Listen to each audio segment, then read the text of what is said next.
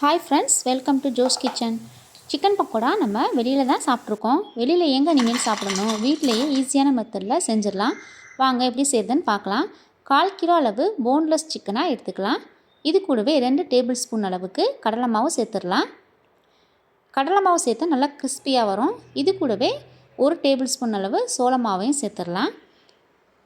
கொஞ்சமாக கரம் மசாலா, காரத்துக்கு ஏற்ற மாதிரி மிளகாய் தூளையும் சேர்த்துடலாம். கொஞ்சமாக உப்பு,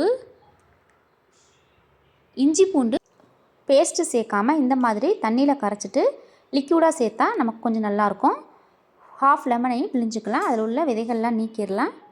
இது கூடவே ஒரு முட்டையை உடைச்சிட்டு அதில் உள்ள அந்த வெள்ளையை மட்டும் சேர்த்துக்கலாம். இப்போ இது எல்லாத்தையும் நல்லா மிக்ஸ் பண்ணிடலாம். தண்ணி எதுவும் ஆட் பண்ண வேணாம், அதில் உள்ள தண்ணியே போதும். பாருங்கள், நல்லா மிக்ஸ் பண்ணியாச்சு. இப்போ இதை 1 மணி நேரம் நம்ம ஃப்ரிட்ஜில் வச்சு எடுத்துடலாம். ஃப்ரீசரில் வைக்கக்கூடாது, ஃப்ரிட்ஜில் தான் வச்சு எடுக்கணும்.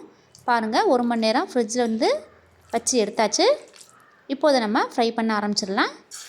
கடாயில் எண்ணெய் சேர்த்துட்டு இந்த மாதிரி ஒரு பீஸை நம்ம போட்டு எடுத்துடலாம். அடுப்பை மீடியம் ஃப்ளேமில் வச்சுக்கோங்க, இல்லைன்னா கையில் தெரிச்சிடும். சிக்கன் பக்கோடா பண்ணுறதுக்கு பீஸ் வந்து இந்த மாதிரி சின்ன சின்ன பீஸாக கட் பண்ணிக்கணும். பெரிய பீஸ் வேணாம். நான் ஃபுட் கலர் எதுவும் ஆட் பண்ணலை. கலருக்காக காஷ்மீரி சில்லி பவுடர் தான் ஆட் பண்ணியிருக்கேன். அதுவும் வேணான்னா நார்மல் மிளகாய் தூளே சேர்த்துக்கோங்க.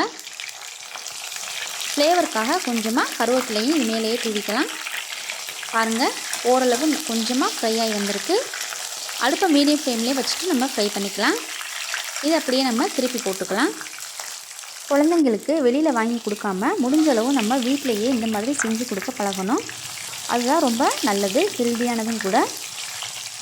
ஈஸியாக செய்கிறது மாதிரி இருந்தால் நம்மளே வீட்டில் செஞ்சு கொடுத்துடலாமே. பாருங்கள், நல்லா ஃப்ரை ஆயிடுச்சு. இதை அப்படியே நம்ம வேறு பிளேட்டுக்கு மாற்றிடலாம். கிறிஸ்பியாக சிக்கன் பக்கோடா ரெடி. இது கூட ஆனியன் லெமன் போட்டு சாப்பிட்டா கடையில் சாப்பிட்றது மாதிரியே டேஸ்ட் இருக்கும். Thank you friends.